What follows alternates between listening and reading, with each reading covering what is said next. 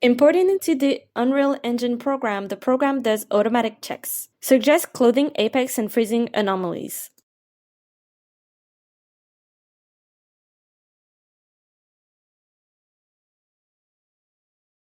Without drawing the body mask, in real-time or offline solving runs, weaving and pulling will occur.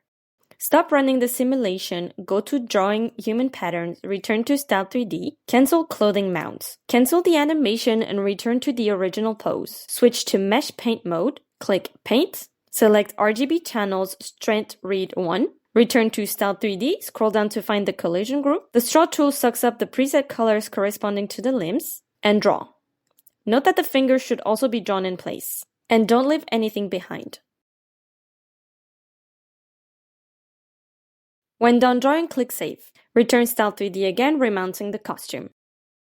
Click Bind Group Save again, mounting animation. Click Pose Fitting. Run the simulation again. No sticking, continuous pulling, hook and loop clothing, etc.